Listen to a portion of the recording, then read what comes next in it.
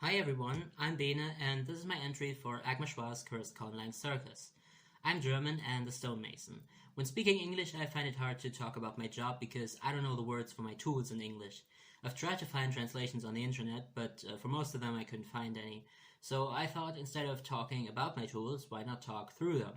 So I created a sort of stonemason Auxlang that is not spoken, but communicated through the use of tools and materials, with grammar mostly based on English for easier international communication, but also some German influences because as of now I'm the only speaker and I'm German.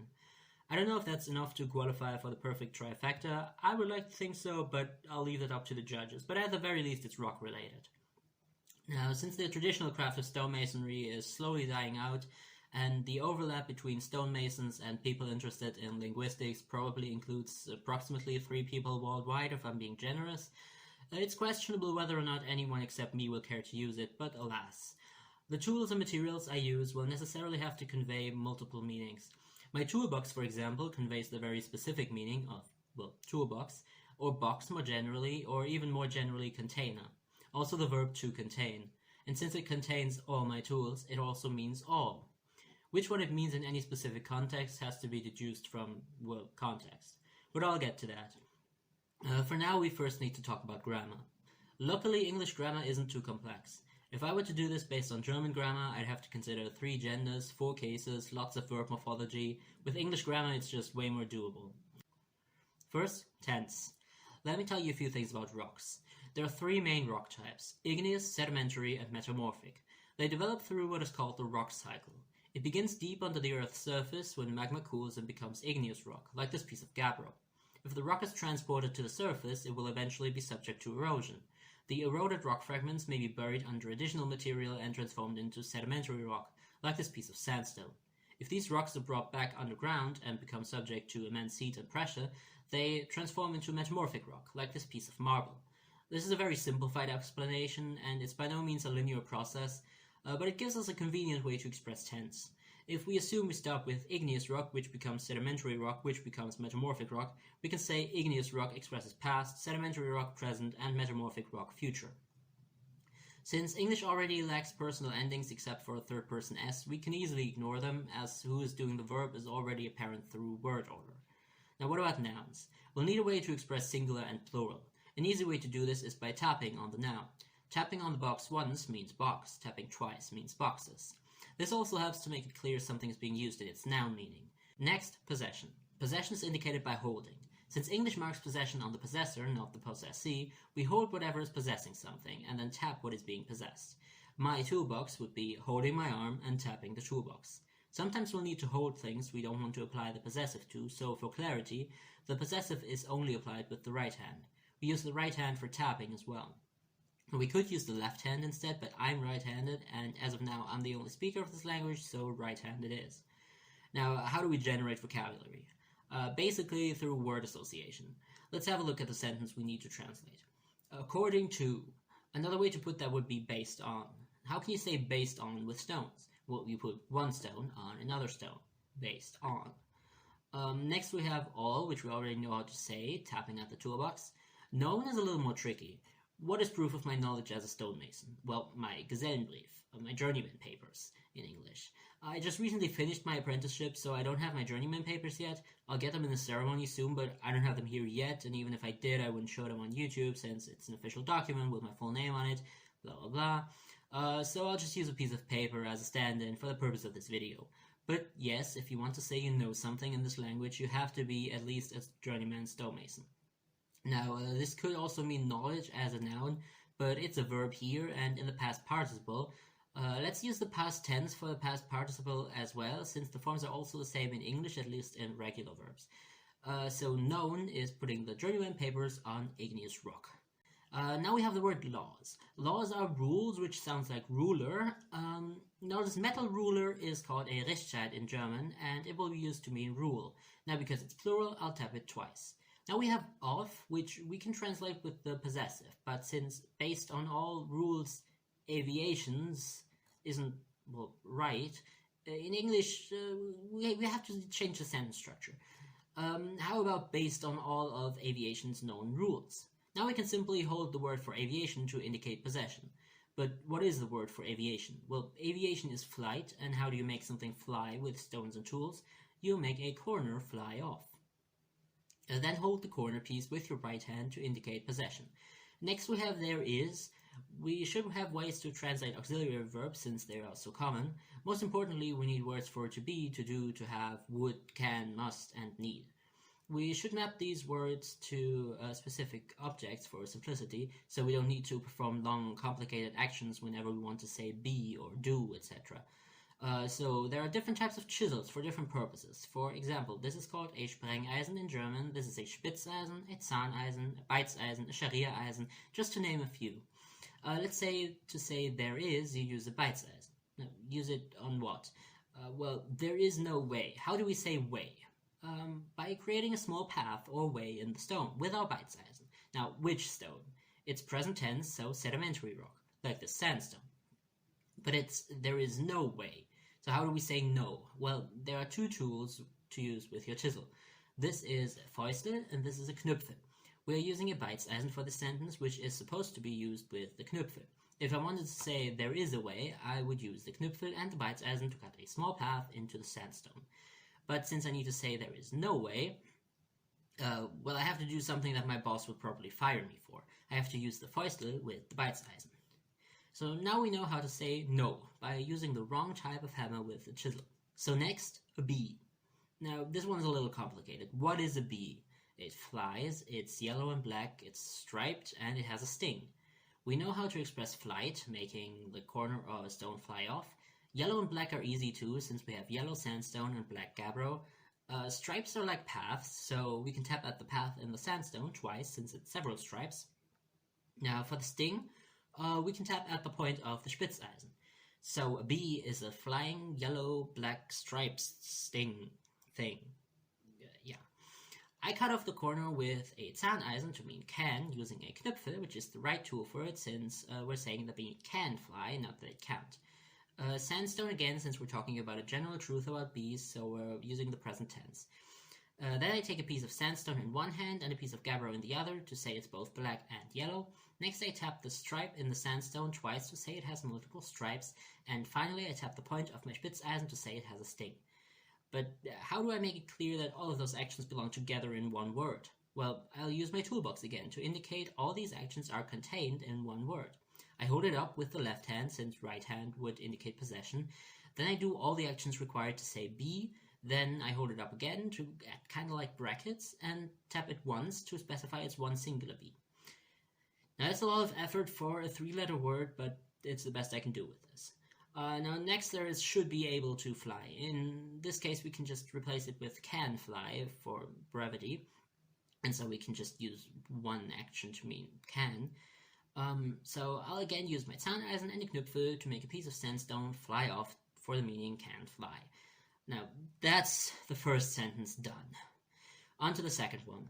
We start with its. Now we haven't talked about pronouns yet, but this is another area where the trick with the toolbox comes into play. We've already established that holding up the toolbox with your left hand is like opening and closing brackets. If we don't put anything inside the brackets, we just hold up the toolbox twice. We are leaving it up to the listener, or watcher I guess, to fill in the gaps. Like the pronoun it leaves it up to the listener to figure out that by it we mean the be from the last sentence. Because it's not it, but it's, we need the possessive again. So I'll hold up the box with my left hand to open the bracket, hold it up again to close it, and grab it with my right hand to indicate possession. Next we have wings. Now, a wing is an appendage for flight. We know how to express flight, but how do we express appendage? Well, I have this compass, which you could say has two appendages. So I can again hold up the toolbox with my left hand, cut off a piece of sandstone like before, then tap an appendage of the compass and hold up the toolbox again to tap it twice to say wings. For R, we again use a Beizeisen, this time with a Knüpfel on sandstone. Next, we have another tricky one. How do we express too small? Saying too is a little difficult, so why not say smaller than needed? Small can be indicated by holding two objects of the same kind and tapping the smaller one. Big, on the other hand, would be tapping the bigger one. Than can be expressed with the compass again. Instead of tapping on one of its appendages to mean appendage, we hold it up with the left hand to mean than, or compare to, or the verb to compare. Need can be expressed by another of our basic chisels. Let's use the Zahneisen with a Knüpfel on the gabbro to indicate past participle. The word to can be indicated by pointing at, though not tapping, what it refers to, in this case the verb get. Let's change get its fat little body off the ground to raise up its fat little body. How can we express raise up? We take something and slowly raise it up. What do we use? Sandstone for present, and as mentioned, point at the sandstone while raising it up. Then we need its again, which we already translated, so next up is fat. That's quite a more general translation for, say, big. So like we did with the word small, let's hold a small and a big object and tap the bigger one. Now the next word is little, we just do the same thing but the opposite way, tap the smaller one. Now this might seem strange since we're essentially saying big little body, but since the same action can mean big or fat, and big doesn't make much sense here, anyone who speaks the language will know that it means fat in this context. Context is key basically in this language. So next, body. The only parts of my body used to speak this language are my hands, so they express the meaning of body as well as the pronoun I or the word human. If you want to refer to hands specifically, you would have to use the word for appendage and specify on from there, but we only need the word for body right now, so I tap on my left hand with my right hand. From now on we'll be going a lot quicker since we already have a bunch of vocabulary we can use. We've already translated the be and to fly, so we can skip forward to anyway. We already know how to express way by creating a path in the stone, again with Beizeisen and Knüpfel in sandstone, because we're expressing a general truth. And we can give it the double meaning of anyway, since the action literally just means it can weigh, which doesn't make any sense, so there's no danger of misinterpreting it. Next, because. Let's change it to for, which is easier to translate as we can just use our hand to make a giving motion, like we're saying, for you. Next we have bees, so we just perform the action for be, but this time tap it twice for plural. Then there's don't care. To convey the meaning of caring or being careful, we draw a line with our scriber and follow it carefully with a chisel, specifically a Zahneisen for the meaning to do, with a Fäustel for the meaning not, in sandstone for present tense or general truth. We're almost there. Now we need what, which again can be expressed with a simple hand gesture, like what? We've already established that the word for body can also be used to mean human, so we tap our left hand with our right hand twice for plural. Next there's think, which is kind of tricky since of course there is no place for doubt in a language spoken by hammering into rocks. We can say we know using our journeyman papers, but saying we think is not really an option. So instead of saying what humans think is impossible, let's rephrase that to what humans say is impossible. How do we say say? Well, we speak by shaping stone, so let's just use a chisel to put a tiny dent in the stone, just enough so you can see it, but not so big it could be interpreted as something else. We use a Zahneisen and Knüpfel on sandstone for present tense. Lastly, is possible can be rephrased to it can. Can is expressed with Zahneisen and Knüpfel on sandstone, but since we're not combining can with something else as an auxiliary verb, we're only holding the Zahneisen and Knüpfel to the sandstone without hitting it.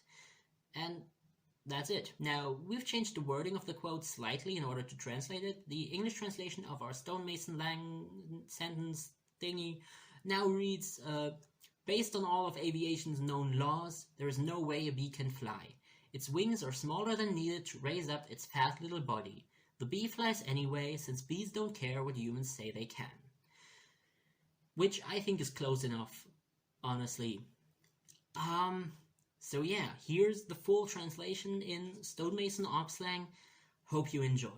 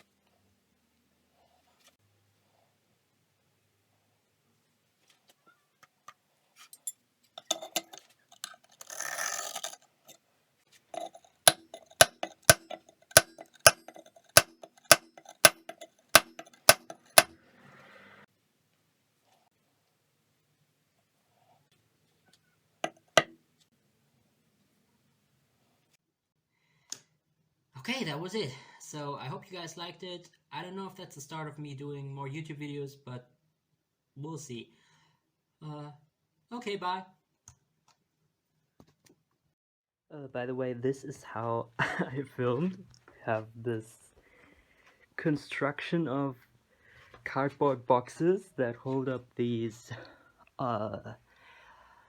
thingies, and I just put my phone yeah. It's very, very stable.